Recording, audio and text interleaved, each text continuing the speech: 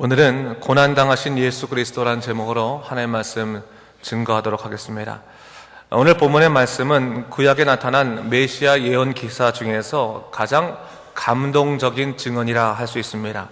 이는 주님께서 인간을 구원하시기 위해서 친히 고난당하셨고 그 고난의 죽음을 통해서 인간의 죄를 대속하셨음을 증거하고 있기 때문입니다. 사실 이것은요, 정말로 큰 감격의 증언이 아닐 수 없습니다.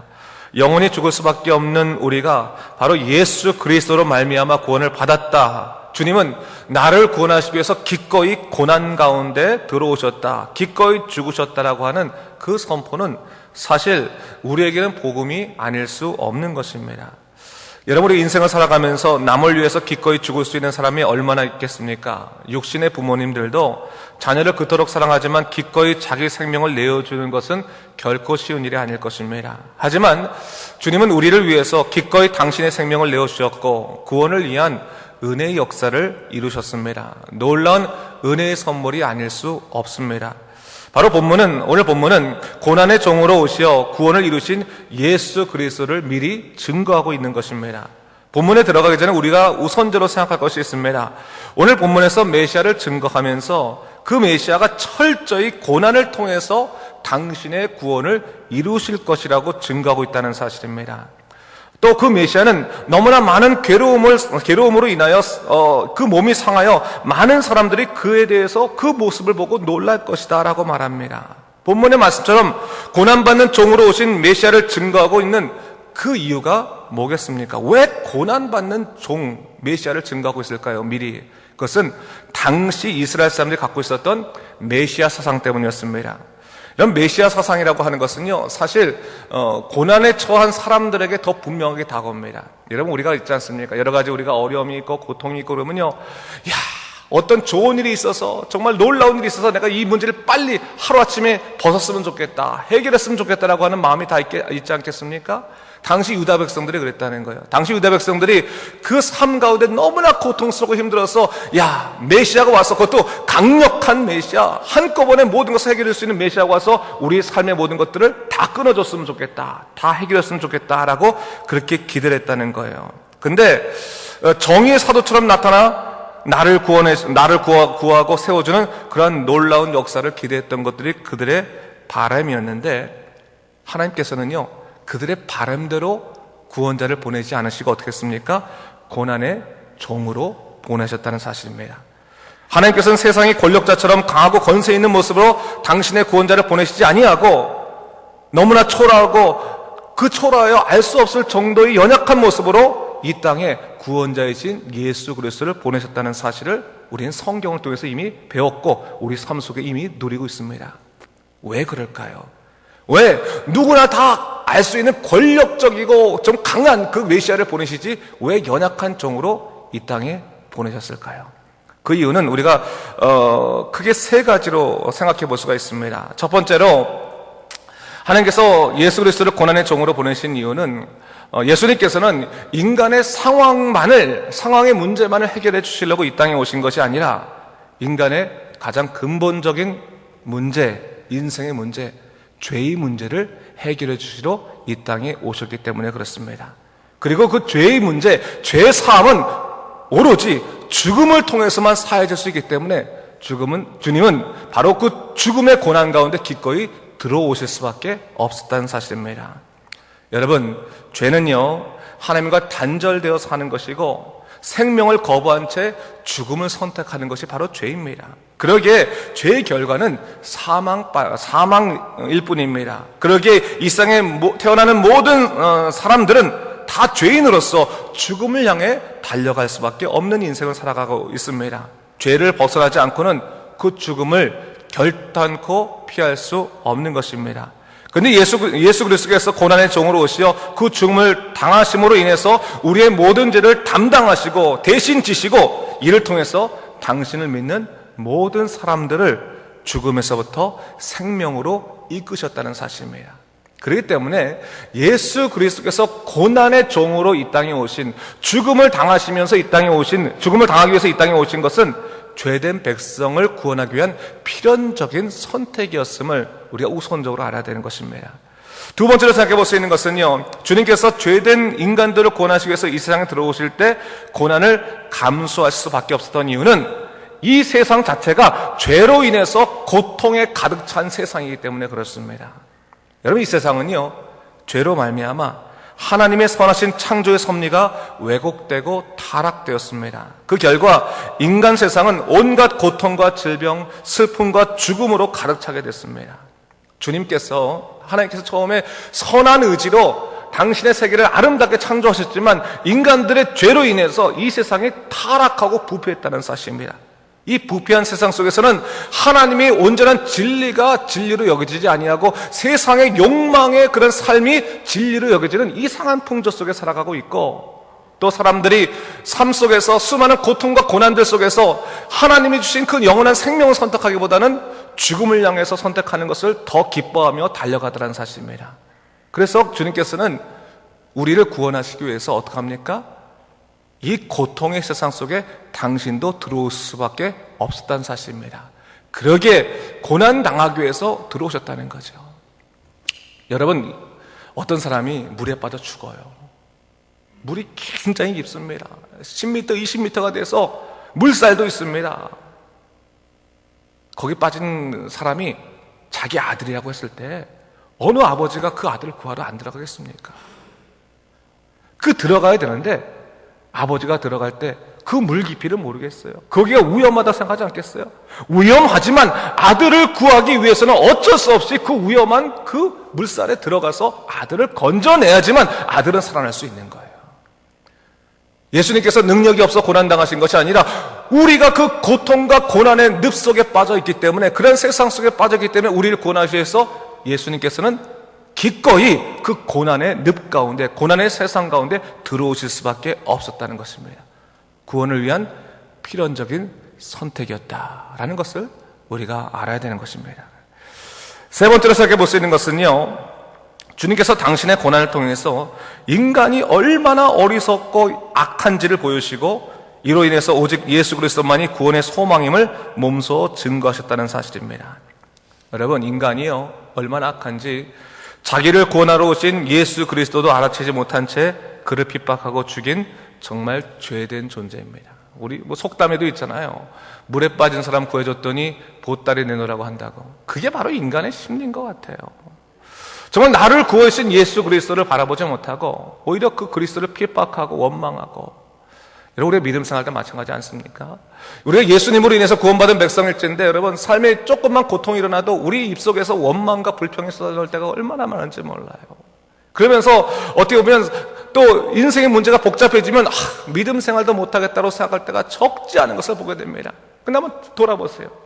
정말로 하나님께서 나를 구원하신 그 놀라우신 그 크신 은혜가 내게 정말로 너무나 크고 감사하다면 아무리 세상 속에서 고통스럽고 어렵다 할지라도 결코 그 은혜와 바꾸지 않을 것입니다.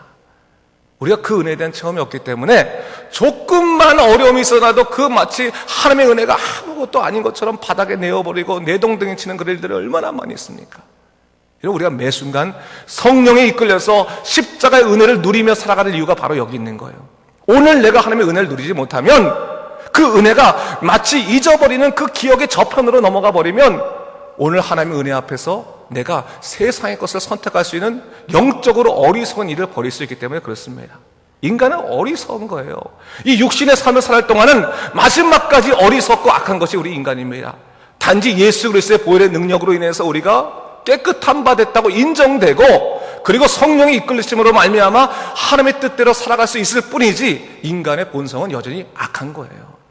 예수님으로 인해서 고침받고 날마다 거룩함의 성화의 그 인도하심이 없으면 우리는 인간을 제대로 살아갈 수 없게 되는 것입니다.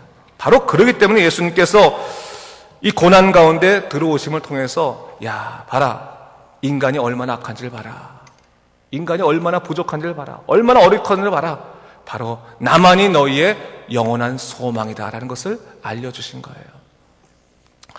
여러분, 우리가요 가만히 보면요 사람이란 존재가 참 믿을 만한 존재가 아니라는 것을 참 깨닫지 않습니까? 아무리 믿을 만한 사람이라 할지라도 결국 사람을 통해서 얻는 것은 뭐냐면 마음의 아픔이에요. 상처입니다. 근데 여러분, 우리가 성령에 이끌려 살아가게 되면 그 연약하고 악하고 불쌍한 그런 사람들이 어느 순간 우리 마음속에서 긍휼하게 여겨지는 거예요. 불쌍하게 여겨지는 거예요. 그래서 우리 마음에 어떤 마음이 들어요? 저 사람 마음 가운데 성령이 계시다면, 저 사람의 하나님께서 성령으로 이끄신다면 저 사람이 저렇게 살지 않을 텐데 라고 하면서 그 악한 사람을 위해서 무릎 꿇고 기도하게 되는 것이 바로 예수의 마음을 갖고 있는 우리 아니겠습니까? 우리가 성령이 이끌어 살지 않으면 그런 마음 갖지 못하는 거예요. 사람은 항상 자기와 남와의 관계 속에서 그 이득을 생각하고 그 이득 가운데서 자기에게 좋은 일이 없으면 남을 미워하게 돼 있거든요. 근데 남을 미워하지 않고 그를 품어주게 되는 것은 오직 하나님께서 우리 가운데 그 넉넉한 성령의 마음을 주심으로 우리 계시는 또 다른 영적인 신비 중에 하나라는 것을 우리가 깨달아야 되는 것입니다. 자, 그러면서 오늘 14절과 15절 말씀을 제가 한번 읽겠습니다. 14절, 15절 제가 한번 읽어볼게요. 보세요, 여러분. 전에는 그의 모양이 타인보다 상하였고 그의 모습이 사람들보다 상하였으므로 많은 사람이 그에 대하여 놀랐거니와 그가 나라들을 놀라게 할 것이요 왕들은 그로 말미암아 그들의 입을 봉하리니 이는 그들이 아직 그들에게 전파되지 아니한 것을 볼 것이요 아직 듣지 못한 것을 깨달음이라. 이것은 예수님에 대한 예언과 바로 적중하는 것이죠. 예수님께서 구원자로 오셨지만 사람들이요, 예수님은 어떻게 했습니까? 십자가 못 박으려고 채찍질을 하고, 그리고 그에게 그 가시 면류관을 쓸고 그 골고다길을 올라가게 했습니다. 피투성이 그 예수님 너무나 초라하고 너무나 상했기 때문에 그를 볼 때마다 사람들이 놀랄 정도로 야, 저게 메시아냐 라고 할 정도로 그런 그 모습이었지만 예수님께서 어떻습니까? 죽음의 권세를 이기시고 사망 권세를 이기시고 사흘 만에 부활하시며 성령으로 말미암아 당신의 복음을 이 땅에 전파하기 시작하실 때 그 복음을 전해드린 모든 세상 열방들이 어떻게 변한다는 거예요? 그들이 그리스도를 무시했던 그 입이 봉하여지고 그가 알지 못했던 그 놀라운 복음의 역사를 깨닫게 될 것이라고 성경은 증거하고 있는 것입니다. 이 말은 뭐예요? 복음을 경험하지 아니하고는 하나님의 놀라운 역사를 알 수도 없고 또 세상을 제대로 알 수도 없다는 거예요.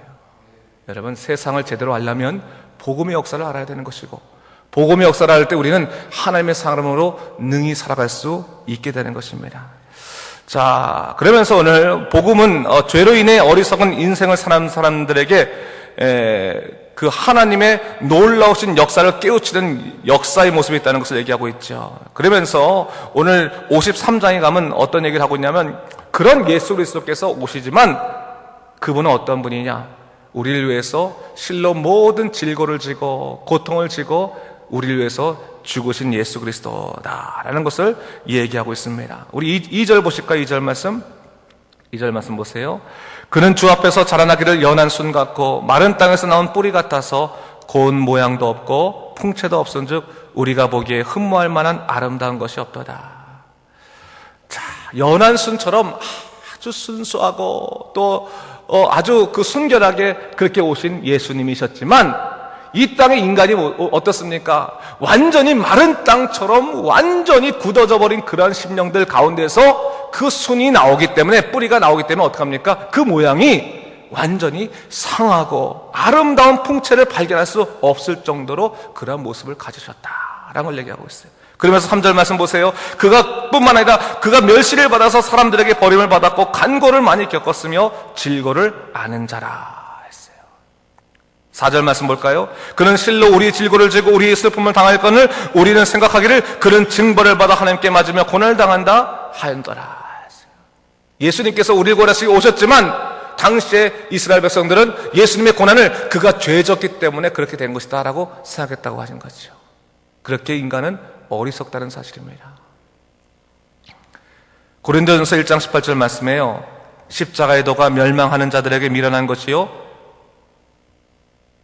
구원 얻는 우리에게는 하나님의 능력이라 말씀하지 않으셨습니까? 십자가의 도가 멸망받는 자들에게는 어리석은 겁니다. 하지만 구원을 받는 우리에게는 하나님의 능력임을 증거합니다.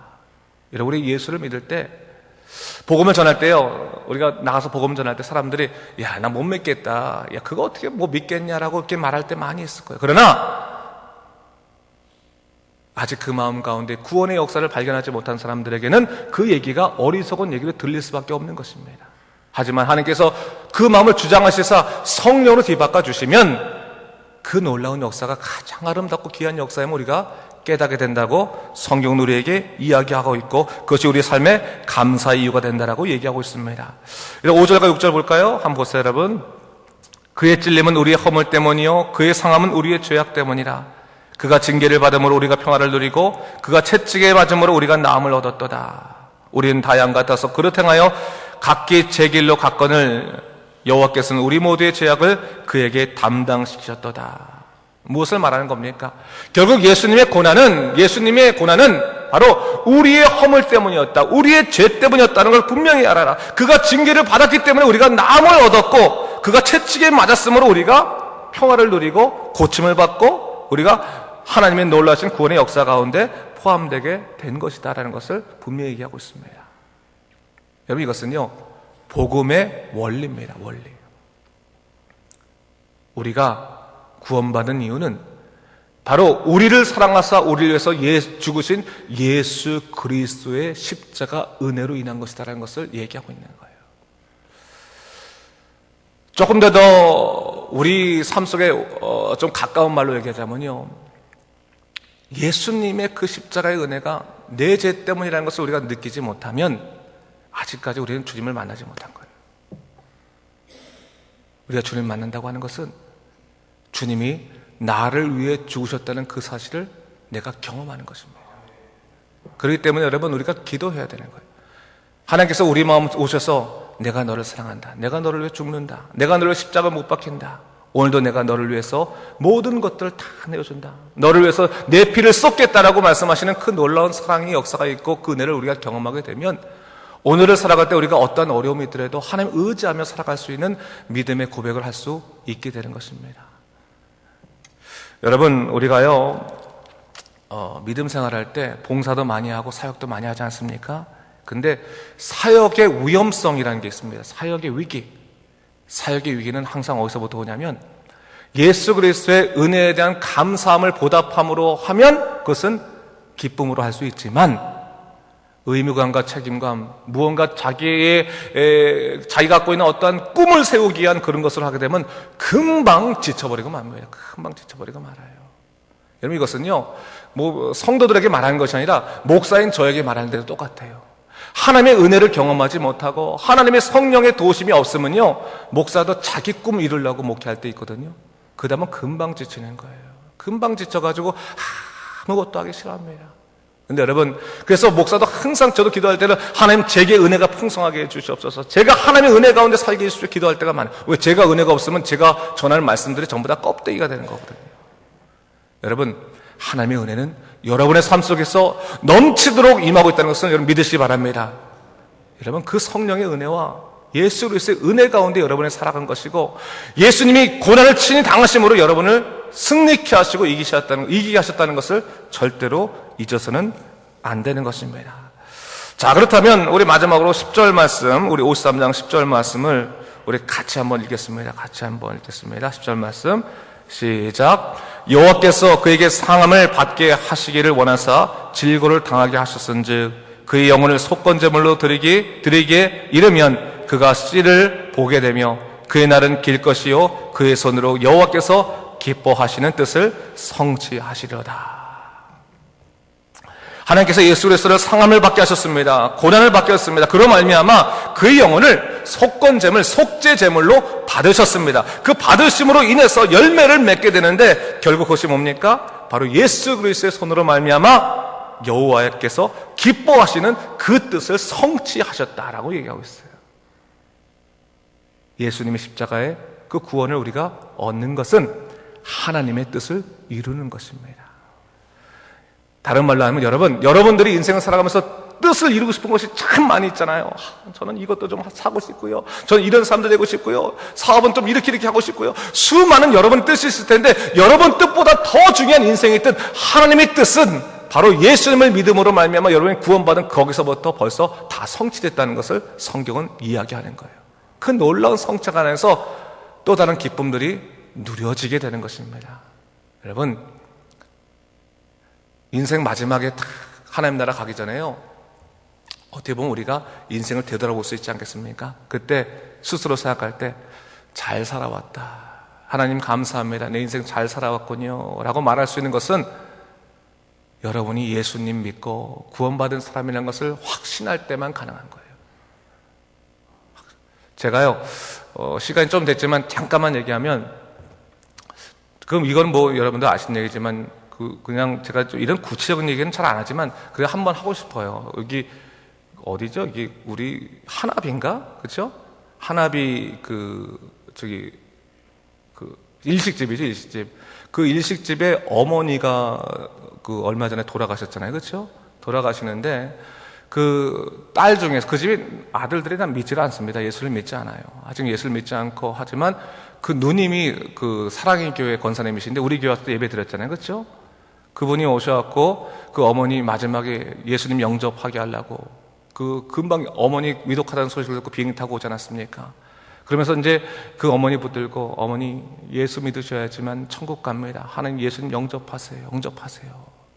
그렇게 하고 이제 돌아가시면서 이제 우리 교회에서 이제 우리 교회 이제 우리 진 목사님 가서 이제 장례를 집례해 줬는데, 제가 그분하고 얘기하다 보니까 어떤 마음이 드냐면, 그 멀리 땅 끝에서 있는 거 아니겠습니까? 여기 편에서는 우리 한국이 땅 끝인데 그 어머니 돌아가시 전에 예수 영접하게 하려고 그 구원의 소망 갖고 비행기 안에서 계속 기도하고 오시고, 우리 어머니 평생 예수 안 믿으셨지만 예수 믿고 돌아가시고 구원의 백성으로 돌아가시 인도해 주시옵소서, 그렇게 하게 하고, 마지막 어머니 손을 들어서 이 딸이 갖고 있는 마지막 소원입니다, 어머니 예수 영접하세요. 그러니까 영접 기도하시고 또 하나님 믿겠다고 약속하시고, 그 기쁨으로 그 운명하게 보면서, 운명하시는 것을 그가 경험하게 되면서 그 마지막 사명까지 다하는 그 딸의 모습을 제가 딱 보면서, 우리는 마지막까지 예수님의 그 놀라우신 구원의 역사를 전하기 위해서 충성을 다하는 사람이겠구나. 때를 어떤지 못 어떤지 정말 우리가 어디 있든지 멀어도 예수의 복음을 살아야겠구나라는 생각을 제가 많이 하게 됐어요. 그분을 보면서 내가 감동된다 생각이 들었어요. 여러분, 예수의 사람으로 나가서 복음 전하십시오. 여러분, 우리 복음을 전해야 돼요. 예수의 사람으로 구원의 백성으로서 우리만 누릴 것이 아니라 세상 안에서 구원의 놀라운 역사를 전해야 될 사람이 됩니다. 예수님께서 친히 우리 위해서 죽으셨건만 우리는 죽지 않잖아요, 그렇죠? 그렇다면 그 은혜를 좀 누려야 되지 않겠습니까? 여러분 안에서도 하나님의 구원의 은혜를 누리고 나가서 복음을 전파하시는 믿음의 삶 되게 하셨사오. 오늘도 하나님의 놀라운 역사 가운데 살아가시는 여러분 되시길 주님의 이름으로 축원합니다. 기도하겠습니다.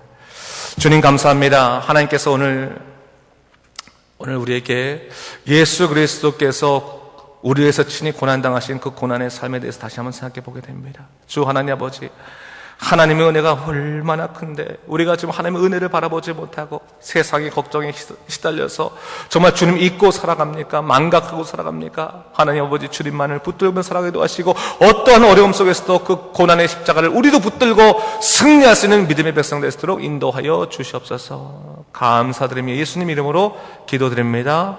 아멘.